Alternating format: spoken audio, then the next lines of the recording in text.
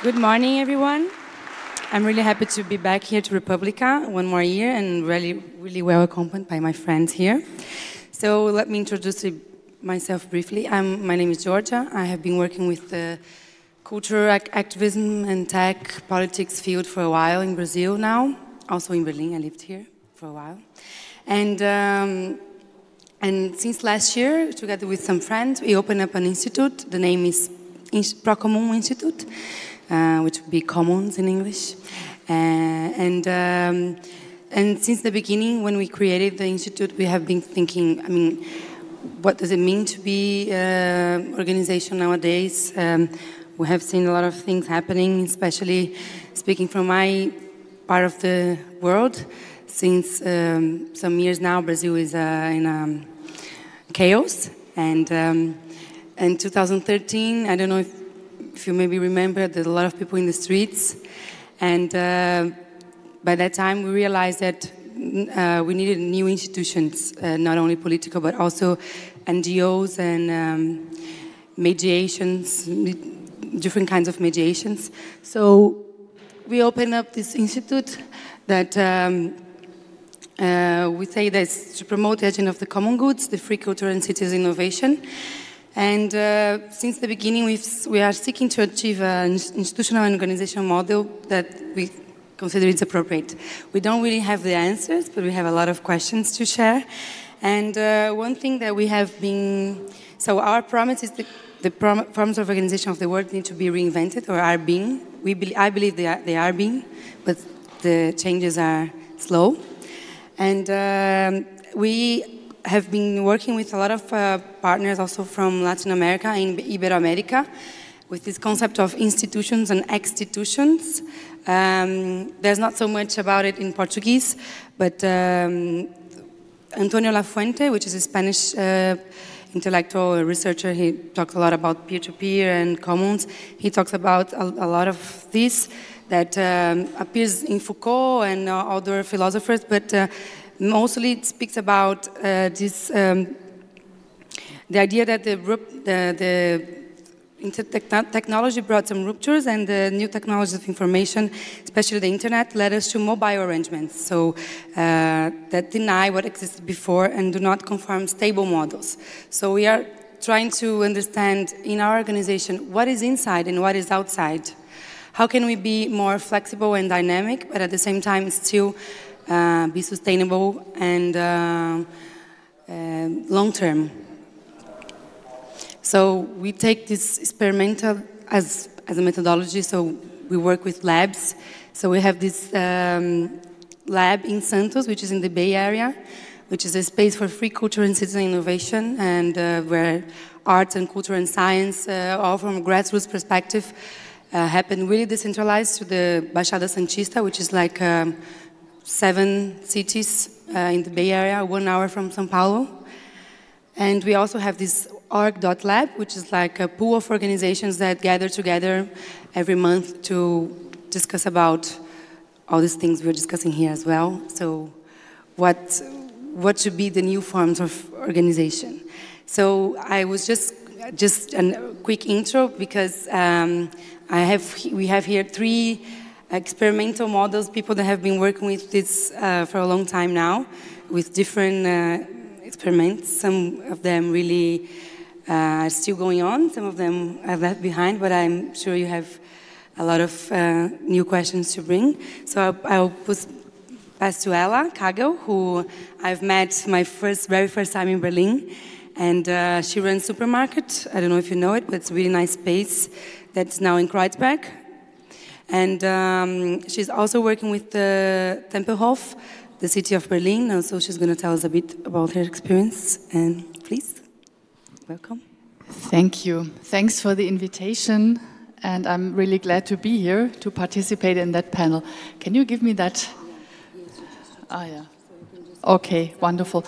Yeah, as Georgia said, my name is Ela Kagel. I'm co-founder of Supermarkt, and what we mostly do is to engage with topics such as alternative economies, the commons, and collaborative work practices, I would say. So we run community meetups at supermarket, we organize workshops and events. And for instance, we have a workshop coming up on Friday that is about post-money utopias and how a money-free world might function. And today, I would like to talk a little bit about the commons and also our right to the commons. And also, I would like to remind us that the commons is actually something we need to take care for and not just look at it as an utopia from former times.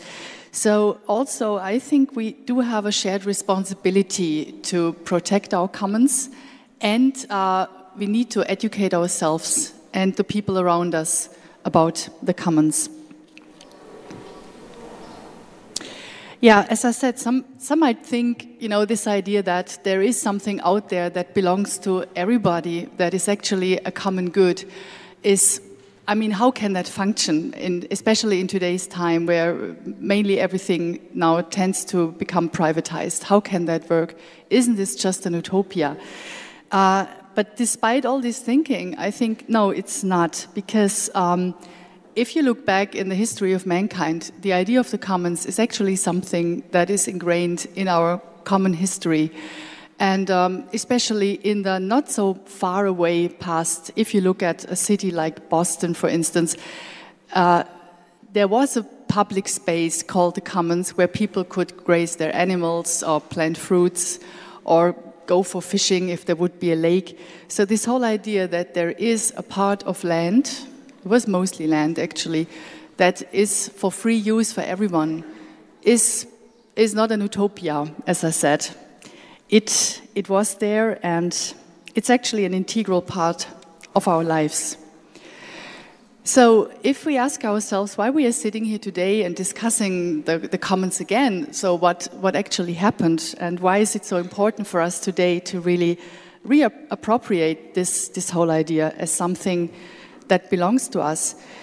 I think there are a number of reasons, and it's totally not possible to pin it all down to maybe 2 or 3. But if we might look at around the 18th century with the rise of the agricultural revolution, ongoing industrialization, and also the rise of colonialization, all of that led to an ongoing enclosure of public property that gradually got privatized more and more. And if you read some research about the common, there's a really interesting essay by Vandana Shiva. She's an Indian researcher. And she says that in her essay, The Enclosure of the Commons, she says that actually the enclosure of the land was only the starting point. Today, we are experiencing an enclosure of knowledge, of social justice, and also of biodiversity. So the question is, we can do better, can't we? Because I guess it is part of human life to really want to do something together. But then again, there is also interesting research around the topic. And if we look at, for instance, what Garrett Hardin published in 1968, his essay about the tragedy of the commons is all about a dilemma that occurs if people with only their best intentions get together and really want to do something good for everyone and want to use maybe a communal land, that they are still driven by their self-interest. And it's almost inevitably that at some point, what is going to happen, that this natural resource will be depleted, even though everyone knows that it's not for the best interest of everyone involved. But he argues in his research that is happening and we can't avoid it. So, I mean, that's a very negative perspective, I would say. But I just want to share this image, and it's going on around the internet. You probably know it. It's, in case you can't read it, it's this traffic jam, and you see all these people in the car, and everyone is thinking the same. It's like, if these idiots would just take the bus, I could be home by now. So we are all part of a shared organism or of a situation that we all help to bring about. But maybe there's this lack of understanding that there is a shared responsibility. It's not only us, and we expect action from the people outside, but there is something like a shared responsibility. And maybe, and I hope we can talk about that today, it's about relearning what the strategies can be. And the question is, if we look at this input, are the commons actually doomed? Is this something that we can't really do better? And I've been looking lately a lot into the work of Elinor Ostrom. She's a political scientist and also Nobel Prize winner, and she's maybe one of the people that that worked mainly on the commons throughout her life. And what I really find interesting about her is that she's seeking a way of administering or governing the commons in a way that is really inclusive. So she really calls everyone into action. And I especially like this sentence that for her it's absolutely normal that the best, that actually the people that can solve problems are the people that are living in the situation, that are living on the spot. And it's not so much about having bureaucrats and politicians to take care of them, but maybe finding a way to rather collaborating and not being administered by others. She also really encourages us to take a fresh perspective into these domains that are usually separated, the markets, the government policies, and also collective action. And she's constantly asking herself, how can we think this as a whole, and how we can bring these separated domains together. So she has proposed 8 principles for managing a commons, and maybe we can come back to that. So I'm not going through each of them, but what she's proposing is that it's all about setting up rules. It's all about involving different stakeholders. So she really favors polycentric approaches that include different people from different positions and interests. And so she proposes some really feasible solutions. A lot of them very accessible, low cost, and very much centered towards the people and the way they think and act.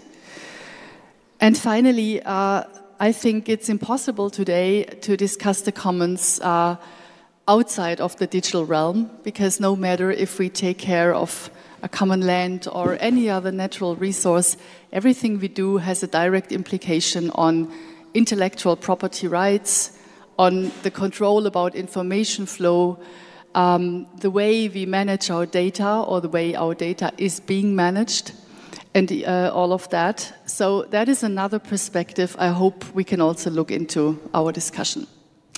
So that's it from me. Thanks. Thank you, Ela.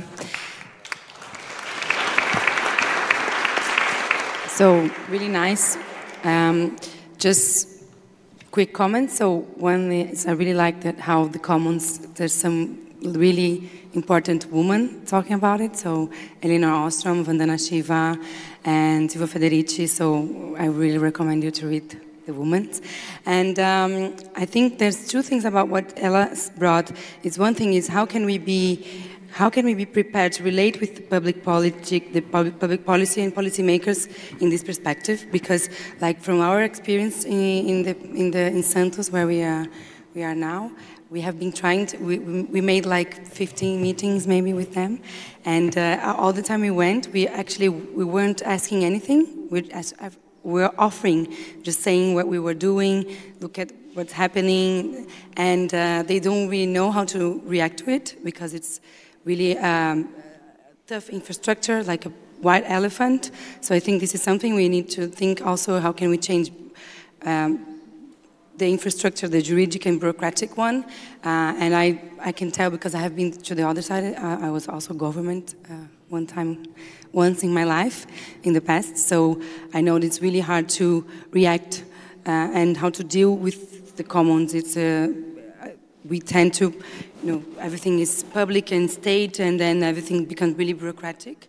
And the other thing is about the digital commons. I think that we really need to take action because it's not a utopia, it's happening right now, and it's on our hands. So I think it's different to think, oh, maybe we should everybody should live in the, in the river, by the earth. No, we can take action right now. It's happening, and I think it's really practical, and it's concrete. So now we go to Ricardo Ruiz, who is also from Brazil. Where's the ping there? Oh, here. He has to change. So Ricardo is working with a lot of things. He's a developer, he's a researcher, and he's also part of this Afro-Brazilian religion, which is Candomblé, and which is a really, really great commons. And he will tell us a bit also about all this mix of things that he's dealing with. Yes. Good morning. Thanks, everyone. Thank you very much for your presentation, because I am sure that it's not new. We are not able to build new organizations for the commons or to establish new concepts for the commons, because those organizations and concepts, they are old. They've been traveling with us for 10,000 years, and maybe for the last, I don't know, 1,000. We are trying to lose that. So I think it's much more, I look into the past than to discover what are the new forms of relations. And maybe this is the example. Just like Georgia told, I'm a software developer, but I would focus more on my religion now. That is a kind of animalistic religion that came from the Yoruba land during the slavery period in Brazil, that comprehends Nigeria, Benin, Togo, Ghana, these parts, and it's based in celebrating the powers of energy, the energies of the nature. So this religion, it was established in 1832, and it's been prohibited until 1954.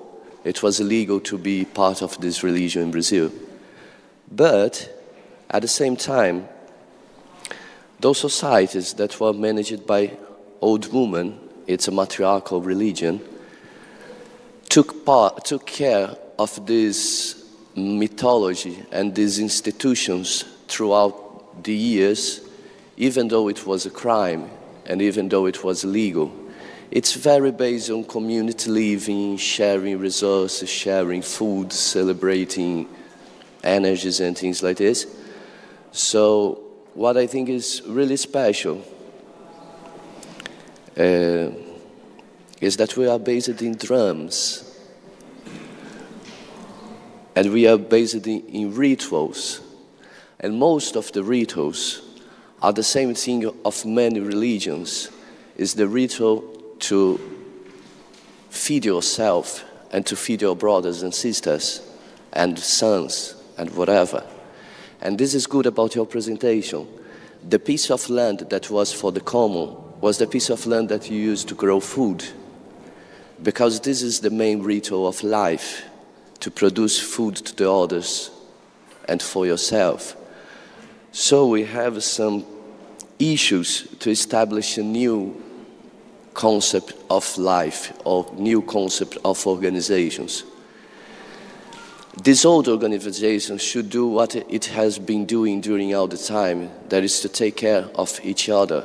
And to take care of each other is to feed each other with information, with food, with love, with whatever. And maybe your question in the class is my same question, is that are we prepared to reestablish old relationships again? Are we prepared to grow food together with Stephen? Are we prepared?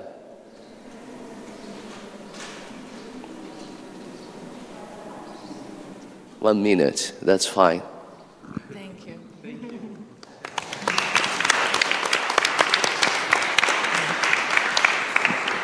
So now we're going to, I love how you're all going in the time, so we're going to have time to discuss. Thank you for that. And so now we're going to Stephen Kovats, who I've also known for a while and also collaborated. Stephen has he has been working with open culture for a while, and now he has a RUG agency, and he does a lot of work in South Sudan and other countries. So please, Stephen. Yeah, thank you very much, Georgia, and also thank you for the invitation. Actually, all of us are already part of a kind of a commons. We're all members of the Global Innovation Gathering, which is a network of about 180 people who are working very hard on sharing knowledge and resources. And the work that I'm showing today, very briefly, relies on that on that very simple concept of necessity to share knowledge. In your introduction, you mentioned the connection to civil society. In the scenarios that we're working in, this image here is in South Sudan, in Juba, the capital. We're trying to build or to support the building of organizations that are actually being developed to create civil society structures. So South Sudan is, we hear a lot of bad news coming from there, and there is very little good news from there, but there are people who are working really hard on trying to create civil society structures, and none of this is possible without the ability to share your knowledge, to share your resources, and to basically institutionalize some kind of idea of commons, because the compartmentalization is also part of the conflict. Small tribes, small militias, small political identities who are constantly in conflict with one another.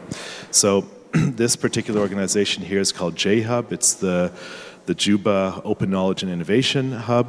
It started up about 2 years ago.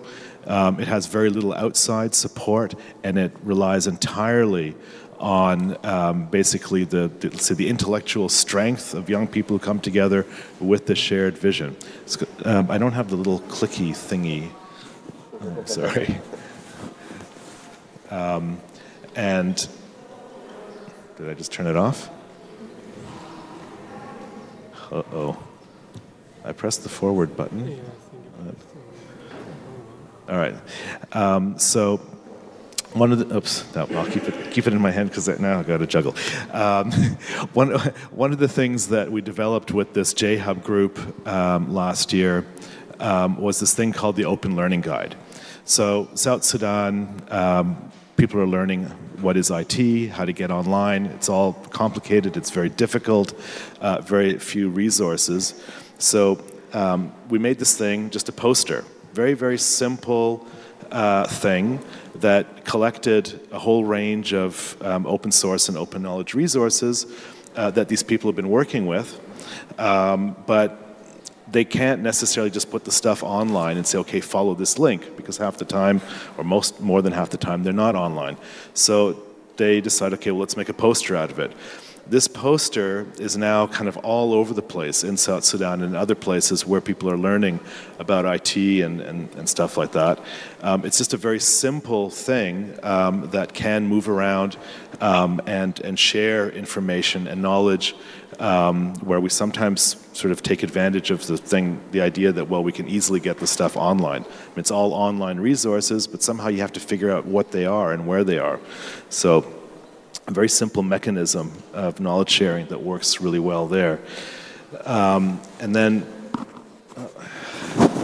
turn it around the right side.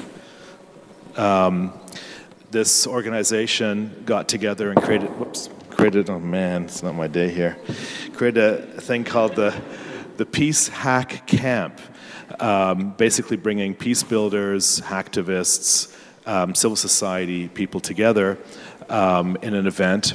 And this Global Innovation Gathering group provided the workshop leaders. So a bunch of people from the East African region came to Juba to run workshops for this group.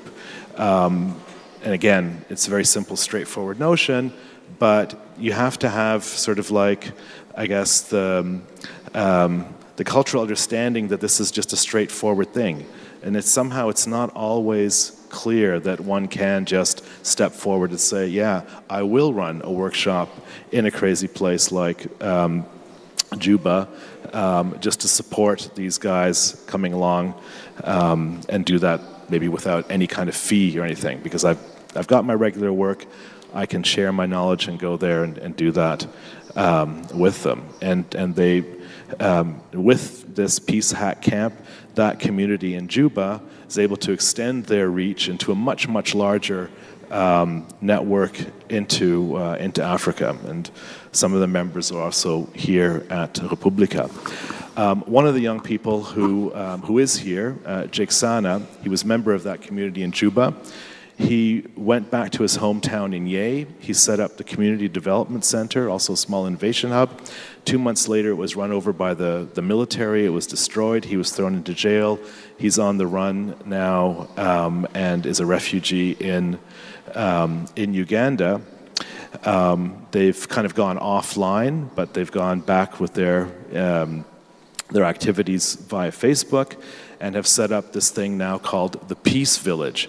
So he came to Uganda kind of with one of these things in his pocket. So this little poster, which came out of a knowledge-sharing initiative in the country got kicked out of, is now being used as the basis for trainings of other young people in this refugee camp in Uganda. And so that's kind of a very practical, very cool kind of way to share your knowledge. So I just wanted to give that as a little bit of a practical example of how that kind of thing can work in really complicated scenarios. There's also some information here if you guys want to take some to get some background. Thanks. Thank you.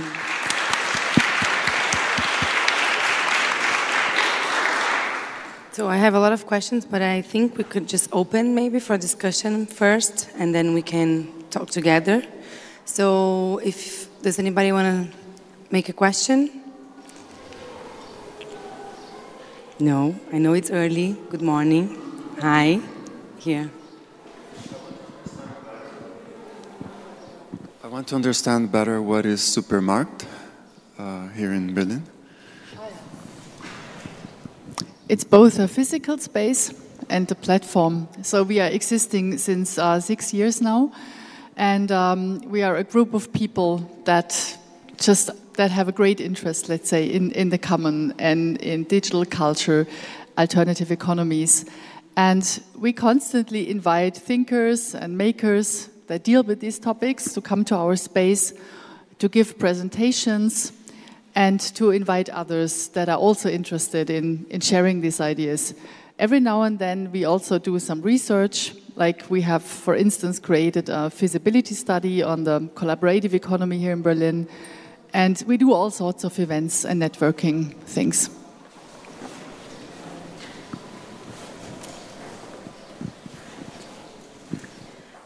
Thank you. Great presentation, guys. So my question is for Ricardo. Very interesting about that old religion. And my friends and I were discussing in Kenya the other day, and we were saying that old people really have a lot of knowledge, and they are in the village, and we are in the city, and we rarely have time to consult them. So this knowledge is sort of just going to die with them, and that's very sad. So I was wondering, in your case in Brazil, is there any effort to document this knowledge about this religion? Yes, nice, interesting. One interesting point, for example, we have the spiritual forces of nature we call Orisha. So let's call it Orisha, it will be simple to discuss that. We have some Orishas and some traditions for Orishas that is not cultivated in Africa anymore, that we keep cultivating in Brazil. So the documentation, I would say until the 70s, almost everything was oral tradition, and it was kept into the house. It's very hierarchical system with the woman top and the things, but it's very preserved into the orality. From the middle of the 60s to the 70s, it started documentation of the music, of course. So you have some good albums from this period that documented the songs. And the song sings the tradition of the Yoruba land. So in a way you will document, we have 100% of the rituals are singing in Yoruba. So we have this documented process in music. And maybe for the last 15 years now, 10 years, with some incentives of Ministry of Culture in Brazil during the beginning of 2000, Gilberto Gil administration, these things, you can see many houses documenting that process into web blogs, and pictures, a lot of pictures. And in my house, for example, we cultivate the energy of technology, so it's quite easy for us. We have a radio, we develop a game for children with the mythology, we have some web blogs, we develop projects. So in the last 15 years, I would say that people realize the importance to document their histories. And what I think is most important thing is that people are documenting it by themselves. And this is what is great. You have some universities, but most of the documentation process have been made by the population. Thank you. Thank you for these inspiring presentations. In the beginning, Georgia said 3 questions, which I would like to get some more concrete answers to, like what is inside, what is outside, or I would say how to communicate successfully inside and towards the outside. How can we be flexible and dynamic, but also sustainable and long-term? And what will be the new forms of organization, but really more concretely hands-on? And I would add the questions, how do you manage to make it economically sustainable? Do you have some experiences? So ideally, I would love to get like the handbook of commons-based organizations. Is there something like this? No, but we should do it. Thank you. Yeah, really nice. Thank you for giving it back the questions. So I think I will just start, but then we can maybe answer all of us. I was also wanted to hear your opinion on that. So what we are doing at the institution, I mean, the people that are working with me, we all had different kinds of organizations. So we have been part of collectives, self-governance, anarchists, and also we've been part of the government. So now we are experimenting another part of being, and with the lab. It's interesting because with the lab that we have, because it's decentralized, we created like a problem for us, because now we have this whole network of people doing really nice stuff, from like science, like creating solar, como fala aquecedor? Heater. Solar heaters, like really cheap for the villages of the indigenous people. So we are creating prototypes of science, innovation, but also arts and cultural traditions. So now we have this complex network, and we now look at them and say, what should we do with that now? What's inside and outside of the organization? Who are we? Are we everybody? How do we? So, and what we're doing now is really being really transparent and making the most of the information flow. So I think it's also something about access to knowledge and transparency, and also understanding that it's a process, you know, that we should experiment. And I think that the lab context is a nice context of where you can experiment. And we have a grant from an international foundation, so Ford Foundation. And we talk a lot about with our grant maker, Graciela, and about how can we also generate other discussions about impact measurement that is not only tangible ones, but that can also serve for her as a report. We're not saying that, woohoo, give me some money, I'm not going to do anything. I mean, but how can we measure the commons generated? So this is where we are now. So I don't know what maybe Ela. Yeah, since you just asked about the economic perspective, which I think is as equally important as the governance perspective, because things can only work if you think all these domains together. As I also try to introduce a little bit with Elinor Ostrom's work, I think she has some really good input, especially for those questions that you asked. I think it's interesting to look at the rising movement of platform cooperativism that is now really going on all over the world. And what does it mean? So this platform cooperativism movement is mainly a counter movement to what's going on in terms of platform capitalism, so that we have these huge enterprises that dominate the markets, extracting data from everyone, etc., etc. And we are helping these organizations to grow bigger and bigger by adding our own data, by giving away our rights. So platform cooperativism, the whole idea is that people get together, that they, for instance, create an alternative to Uber, let's say, create their own driving service, which is organized around a software where everyone has access to. The profit goes to everyone because everyone owns the organization.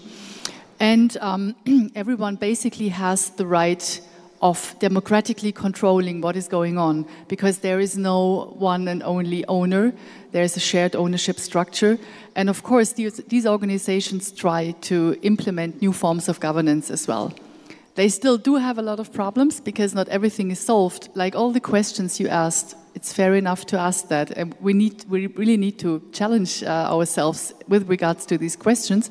But I also have the feeling that, especially those platform co-ops, they are slowly growing into the answers just by trying and testing and learning and iterating their model on and on and on.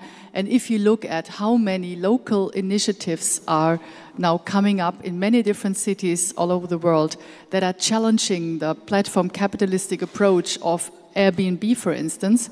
If you look at Fairbnb in Amsterdam, it's a whole new model where the city and people that rent out their apartments and the organizers try to create a model that benefits value for everyone and not just the enterprise itself. So I believe there's a lot going on. We just really need to see what is happening where and how can we really capture all the learnings that are taking place right now, and again, educating people that there are alternatives out there. Yeah, I just wanted to add to that this question about the inside and outside is probably one of the greatest challenges, I think, to a lot of these organizations, like defining who is everybody, right? When you say, you know, everyone can do this, everyone can do that. For sure, in these organizations that we're dealing with, they always struggle with, well, who belongs to the J-Hub community? And they keep trying to say, well, everybody. But of course, there's an automatic barrier and hierarchy, and trying to kind of jump over that is something that the people, let's say, on the inside and on the outside are constantly trying to get their heads around. And it does, of course, have to do with, the more transparent, the more open, the more inclusive your events are, the more you can build that community. But it's definitely a struggle. The moment that struggle, I think, is won, that's when the sustainability starts to work. In all the initiatives that I've been involved in, it's those ones that are restricting this inside approach, the more they're the least sustainable. As soon as they can get over that and really understand the potential of the broader community, the people you don't know of, then the sustainability starts to function. Thank you for your question, man. I was thinking about how can I answer this. If this, yes, we are, or maybe we aren't. I was trying to answer, yes, we are. So into this community, I would say, so it's a 18 years process, what I will tell you now. 18 is not that much, but it's not few. It's upper age. So I would say that there's around 30 people into this community. We have a band, that plays. It will play in Berlin in June. I'll send the link. Coco de Umbigada. It's nice. It's nice band. We have a restaurant, and it's not a chronological process. We have a restaurant that works on the weekends with traditional food from the religion that is very well known in Brazil, this kind of food. We have the radio, but it's not a commercial radio, so it doesn't count. We educated our children. We have the schools for the children from the neighborhood. We have around 7,000 square meters of land now that we grow fruits, especially fruits, many kinds of fruits, especially the ones that we need most in Doritos, coconut and mangoes, and 6,000 kilometers of fruits. We are now starting to harvest water to start to grow vegetables. That is more difficult than normal fruits. Fruits is quite easy. We are starting to think about animals. Okay, we need to have some chickens, to have some eggs, to have some goats. We start to think on solar panels because we need some robotic stuffs to make things easier. So I don't know if we are or we weren't, but we are trying, because we are trying to produce our food, and this makes a whole difference. You are just a slave because you need to eat, man. Okay. Thank you. Yeah. Maybe one comment or challenge to you particularly, but to all the initiatives who have so long-term experience in managing common-oriented projects. It would be terribly useful for other people who start to engage in such initiatives who do not have the same amount of experience, to hand them over something which makes it easier to get started. So something like Elinor Ostrom did as a lifelong project in understanding what are the 8 principles of the commons, and now you can read these 8 principles, and yes, that's kind of easy to understand, to get into, and something like that for the more also practical, pragmatical issues, as much as the discourse behind it would be a dream project for me. Thank you. Yeah, and maybe just to add to that, because it's a really it's a very relevant thing. I think there is a lot going on that is not labeled as commons, but still belongs integrally to the commons. Like the digital rights movement is something that relates directly to the commons, because it is about our natural right to inhabit a space where we can express ourselves, where we can just exist, not by being a consumer, but where we can just be there and meet others and somehow nourish also what we need as human beings. So this goes both for the digital and the non-digital sphere, if you can separate them at all, which I would doubt. But anyways, I think maybe to just think that a little bit further, it would be really essential to get a better understanding of all those different civic rights activists out there, of all these different movements, that even though they use different terms and maybe different tactics, but in the end they can only grow really strong if they get together at some point and try to discover what they have in common actually, and how they can create like a shared effort. Anybody else?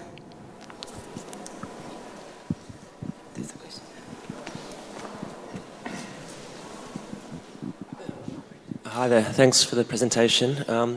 In particular, the South Sudan case study, I imagine part of the commons should at least be the government, but how have you been able to operate in this environment with or without their support? And if they're not very supportive, how are you trying to get such support?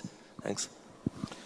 Well, the government, right? So in South Sudan, to begin with, there's a very big question as to who is the government. So right now, nobody really knows. So it's a non-existing entity. It's more of a ghost. And it's a ghost that the less you deal with it, probably the better off you are.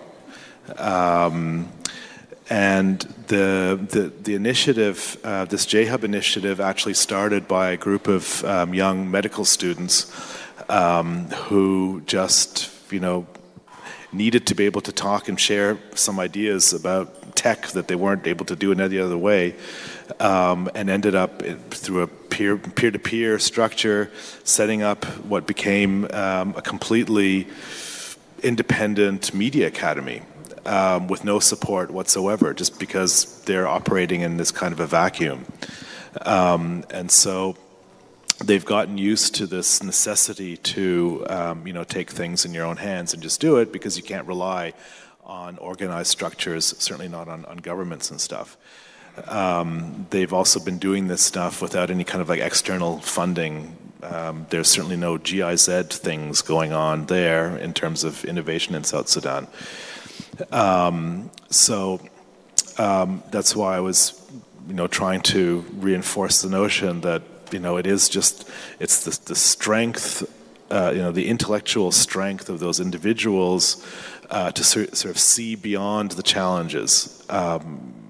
It seems somehow almost banal to say that, but it's a survival strategy as well, to create those structures. And then when they get successful, they're getting successful because other people have taken note of what they're doing and then want to come and support them and work with them. So getting out of the bubble and getting your message out is part of that process.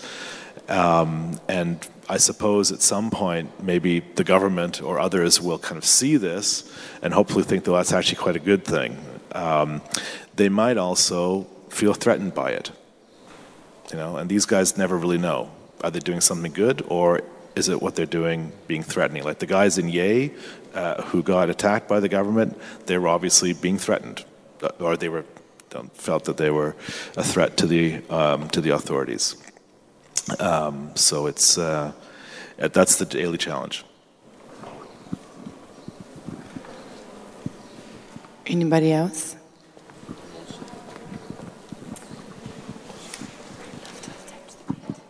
Hey, thank you. You're doing such an amazing work, everybody. I have a proposal to the question of who's inside and who's outside. There's a really cool collective in Hamburg. It's called Premium. They do beer and Coke, and they determine who they want to collaborate with, not in terms of anything other than their mindset. And I think that's really interesting, because they say, okay, we collaborate with everybody who has a collaborative mindset.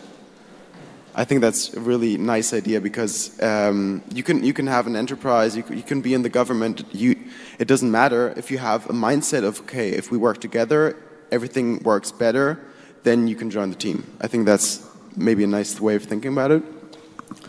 And I also have a question. I think why markets are constantly expanding is not that they're more efficient or they have better outcomes than commons. I think it's the contrary. But the thing is that they are a self-reinforcing system. Every market grows and always eats up everything else. That's why we don't have the commons in Boston anymore, basically.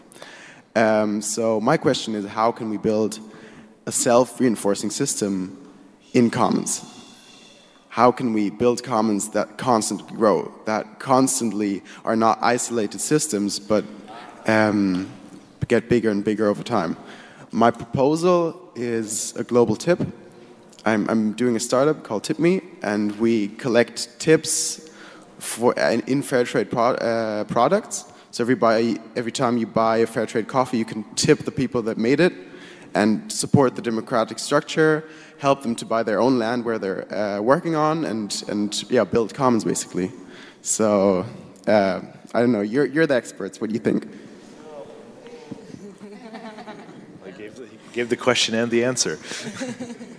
I love it, yeah. That's the struggle, né? That's the struggle. And maybe the way of thinking is what traps us. So how can we make it self-growing? And let's make it grow with tips, for example. But if you think that just 28 or 27% of the GP, yeah, just this is really constructed money, and most of part is investment money. You will never be able using the same tool. And the coin is the same too, because you don't make money with work. They make money with money. So the struggle is to think how to get out of the struggle, not to go into that, not to fight against, not to be bigger. How can be different? How was it different? It works if you give tips, if you give association, if you collaborate. It does work, but it's nothing. If the weapon is money, they've got the weapon. So we have to find new weapons maybe for this struggle. Music is the weapon. Do you want to risk yourself? Well, yeah, it's a super interesting question, but I think maybe it's also, well, the problem is if you compare markets to commons, right? So there is maybe a disadvantage because the market is usually, or market outcome is measured by money, and it's something very universal, something we all understand. So each of us knows how the business plan thinking works. So if we want to look at the benefits and values that are being created by a commons or by communal thinking, by collaborative working and living, then maybe we need to expand our notion of economics and values a little bit and need to cherish a little bit more what it actually means to profit from a commons in a way that that brings equally benefits to everyone involved. Maybe in times when everyone is very happy and things are looking fine, maybe then we tend to not to cherish that so much because we take it for granted, right? So the commons only exist, in my opinion, or we only start caring about the commons when we realize that they are under threat. And the commons never exist outside of a context, and they always need a perspective or a specific point in history to become relevant for people. And I guess nowadays the chances are much better that people try to come back to this tradition of the commons, and also that they want to be in a position where they can understand what the benefits are, and even though the profit might not be as big, but maybe other values that they start to become more valuable to them. So I think it's a very interesting transition point which we are facing right now.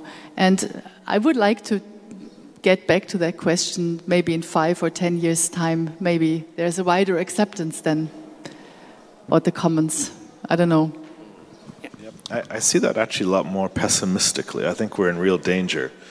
I mean, just what we see, the political tendencies and things that we've been saying, in the States and in Europe, where everything we thought we are being told is not, and I think there's a certain point when that kind of like psychological flip around really has big effect on society, and we have. I think our tools of opposition, which are there, somehow we're losing the strength to kind of fight back and reclaim or further develop not just the commons, but also what you were saying about digital rights as a commons. We have a lot of work to do. It's really tough. I feel nervous about waiting for 5 years and see where we've got. Like we need real action, and we need action now. Yeah, let me just add to that. Your question reminded me, yesterday I was with Mugeti, that is here. She does like natural products from Kenya. You can buy it from him later. She's also going to speak today about the politics of, what's the name? The politics of hair? Natural hair. And there was this guy approached us yesterday. He was trying to understand, what do you do? But what exactly is that you do? And I was trying to explain, and she was trying to explain what she does. And he said to us, it seems that people are like going back to do what we used to do before, right? So like natural products and etc. And so he stayed like for like 10 minutes saying, and I just said, yeah, what you're saying basically is that we fuck it up, and now we're trying to go back, right? And I think, despite I agree with Stephen that we really need to act right now, but I also think that the working in this organization now that it's really localized in the territory where I am. It's the first time, because before I was in the federal government, and you can imagine working in the federal government in Brazil. So you're talking about a continental country, like everything you do is never enough, and it's really like big and macro everything. So now really looking at the territory, I see that micropolitics is really important, you know, and it's really important to look to your side. This is why also I brought this different experience, because I think like Stephen works in a really more like a global thing, and also Ela, she's really well networked in Europe and etc. And Ricardo brought the experience of, you know, a territory that is generating commons, and I have been there, and I have been to, I mean not to South Sudan though, but I have been working with him, and I have been, for example, to the Tejero, which is the name, and it's not only for the community that they are doing that, you know, because I am also influenced by this and they also like Mãe Betty, which is like the priests, yeah, like Mãe Betty is like she's the mother, and she's a really political figure in Brazil. She speaks out, she writes articles, so I don't know. What makes me wake up every day is that I know that a lot of people are waking up every day and are believing. So, but I don't know if we have to, the opposition between commons and markets is the way, because we're never going to have the chance the way it is now. So, but this is why I believe in this platform cooperativism and all these alternatives that we're developing. Maybe not as fast as we should. So maybe we need more people doing it. So maybe we should do this guide, and everybody should open an organization. Okay, we have like to finish. Can he make the last question? Okay. There's short question. Thank you. Short answer, please. Try to make it fast. Hello. A very interesting conversation I got here. Very nice to listen to you. My question is very clear and simple. I could like visit your cooperative spiritual place in Brazil. I just say one word. I worked since 4 or 5 years in Peru. I try to influence people. They have like no technology at all, little internet or little ideas about it. And I find it like really interesting to see some concepts that are already growing, have some success. So, and I think that's the answer of another man's question, is we are here to exchange that, to learn and to take something out, to bring it to other places. That's exactly where we are here, I guess. And I would like happy if later on we can like exchange communication options. Yeah, that's it. Thank you. Thank you.